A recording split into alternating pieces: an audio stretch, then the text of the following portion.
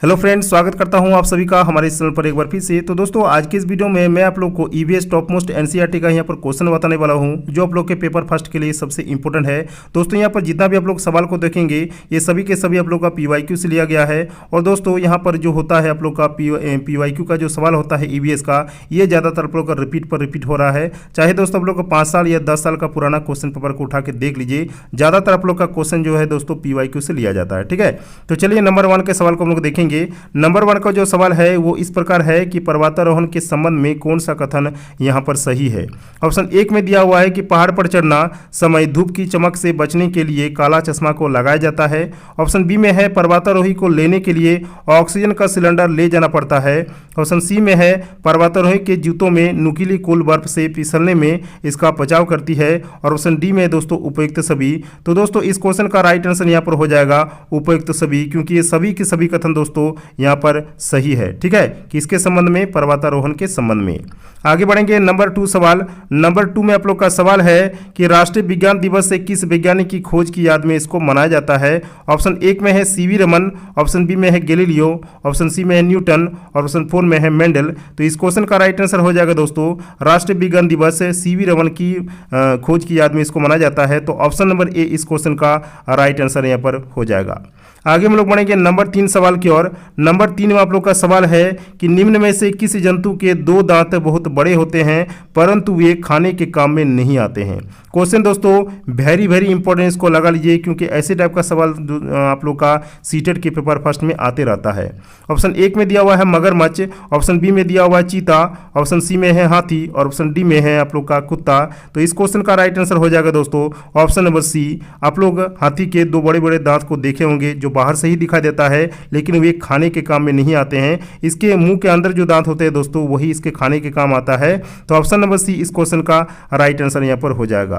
आगे हम लोग बढ़ेंगे नंबर 4 सवाल की ओर। नंबर 4 में आप लोग का सवाल दिया हुआ है कि सुनील जो है मोटरसाइकिल चलाते हुए मोबाइल पर बात कर रहा था, ट्रैफिक पुलिस ने उसका चालान काट दिया, तो चालान काटने या तो बनाने का कारण क्या है, इसका रीजन हमको देना है।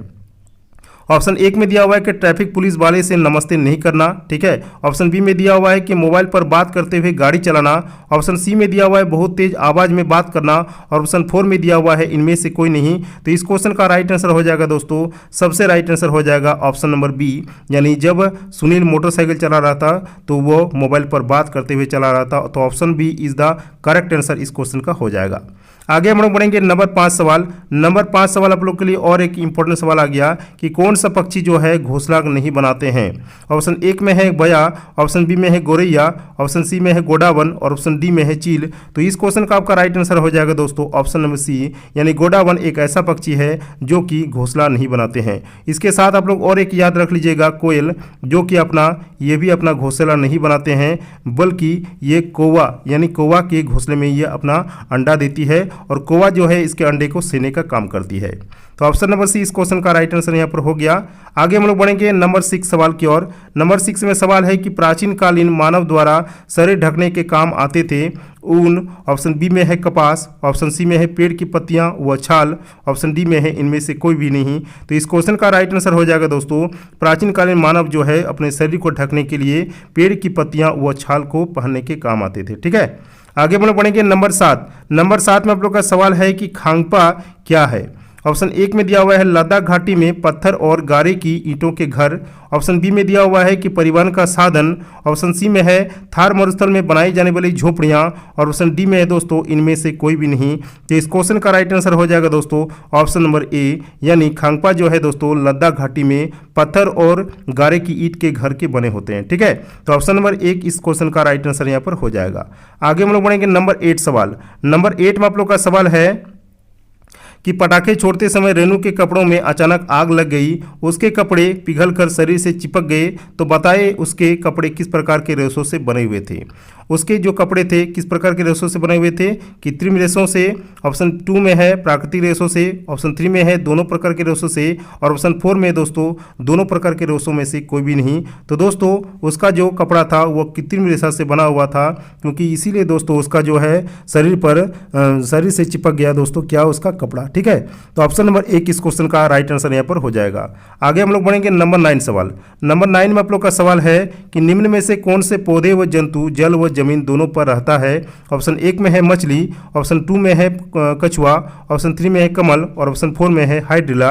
तो इस क्वेश्चन का आपका राइट आंसर हो जाएगा दोस्तों ऑप्शन नंबर 2 यानी कछुआ, जो कि ऐसा जंतु है जो जल व जमीन दोनों पर रहता है। आगे हम लोग बढ़ेंगे नंबर 10। नंबर 10 में आप लोग का सवाल है कि सतत एवं व्यापक मूल्यांकन का मुख्य उद्देश्य है। ऑप्शन 1 में है विद्यालय में उपस्थित के समय बालक के प्रत्येक पहलू का मूल्यांकन करना। ऑप्शन बी में दिया हुआ है कि विद्यालय में उपस्थित के समय बालक की रुचि मूल्यांकन करना। ऑप्शन सी में है विद्यालय में उपस्थित के समय बालक के ज्ञान एवं बोध का मूल्यांकन करना। और ऑप्शन डी में दिया हुआ है कि विद्यालय में उपस्थित के समय बालक के कौशलों का मूल्यांकन करना। तो इस क्वेश्चन का आपका राइट आंसर हो जाएगा दोस्तों ऑप्शन नंबर ए यानी सतत एवं व्यापक मूल्यांकन का मुख्य उद्देश्य है कि विद्यालय में उपस्थित समय बालक के प्रत्येक पहलू का अच्छी तरह से मूल्यांकन करना। तो ऑप्शन ए इस क्वेश्चन का राइट आंसर यहाँ पर हो जाएगा। आगे हम लोग बढ़ेंगे नंबर 11। नंबर 11 में आप लोग का सवाल है कि वंशागत लक्षण कहाँ से प्राप्त होते हैं। ऑप्शन 1 में है दादा दादी, ऑप्शन बी में है नाना नानी, ऑप्शन सी में है माता पिता और ऑप्शन डी में है दोस्तों इनमें से सभी। तो इस क्वेश्चन का राइट आंसर हो जाएगा दोस्तों वंशागत लक्षण दादा दादी, नाना नानी, माता पिता इन सभी से प्राप्त होते हैं। तो ऑप्शन नंबर डी इस क्वेश्चन का राइट आंसर यहाँ पर हो जाएगा। आगे हम लोग बढ़ेंगे नंबर 12 सवाल की ओर। नंबर 12 में आप लोग का सवाल है जो कि बहुत ही इजी है कि हमारे शरीर से खून पीता है। कौन खून पीता है? मच्छर। ऑप्शन बी में है मधुमक्खी, ऑप्शन सी में है तोता और ऑप्शन डी में है तितली। तो इस क्वेश्चन का आपका राइट आंसर हो जाएगा यहाँ पे ऑप्शन नंबर ए, जो कि हमारे शरीर से खून पीता है। ठीक है, तो मच्छर एक ऐसा प्राणी है जो हमारे शरीर से खून पीता है। नंबर 13 में सवाल है कि गीता छुट्टियां में अपने नाना के घर जाती है। उसे वहाँ एक बड़े पेड़ की जड़ों को पकड़कर झूलना बहुत पसंद है।